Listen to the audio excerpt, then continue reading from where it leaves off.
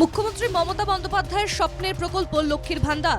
লোকসভা নির্বাচনের আগে লক্ষ্মীর ভান্ডারের টাকাও বেড়েছে, কিন্তু হুগলির আরামবাগ মহকুমার গোঘাটে একাধিক প্রাপক অভিযোগ করেছেন তারা টাকা পাচ্ছেন না। তাদের টাকা চলে যাচ্ছে ভুয়ো অ্যাকাউন্টে, যদিও তারা প্রয়োজনীয় সব নথিপত্রই জমা দিয়েছিলেন। প্রশাসনিক দফতরে বারবার জানিয়েও মেলেনি সুরাহা, উল্টে তাদের হেনস্থার শিকার হতে হচ্ছে।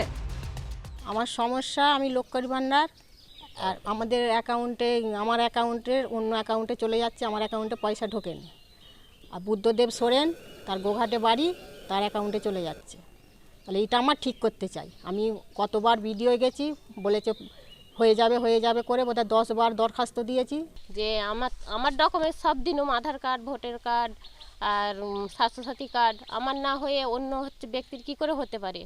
আর যদিও হয়ে যেতে পারে, ভুল গন্ডগোল হতেই পারে, তো আপনারা ভুল করেছেন যখন, আপনারাই এই ঘটনা নিয়ে শুরু হয়েছে রাজনৈতিক বিতর্ক। এই ঘটনায় বিরোধী দল বিজেপি তৃণমূল কংগ্রেসের দুর্নীতির দিকেই আঙুল তুলেছে। অন্যদিকে সিস্টেমের ত্রুটি বলে গা বাঁচানোর চেষ্টা করছে শাসক দল।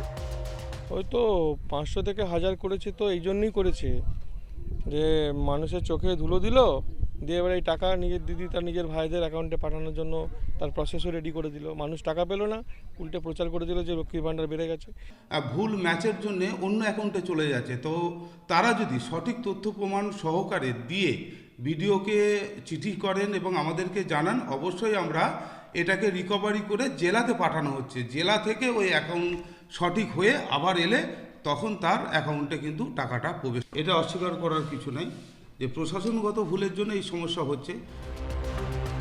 এ ধরনের ঘটনা ঘটেছে বলে মেনে নিয়েছেন আরামবাগের মহকুমা শাসক। বিষয়টি তিনি খতিয়ে দেখবেন বলে আশ্বাসও দিয়েছেন।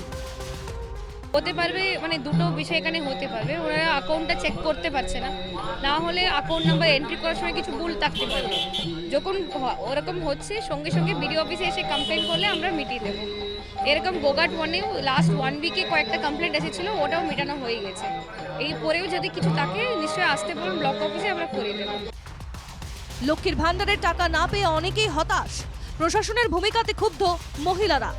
তাঁরা চান দ্রুত এই সমস্যার সমাধান হোক। হুগলির আরামবাগ থেকে তুহিন পাত্রর রিপোর্ট, NKTV বাংলা।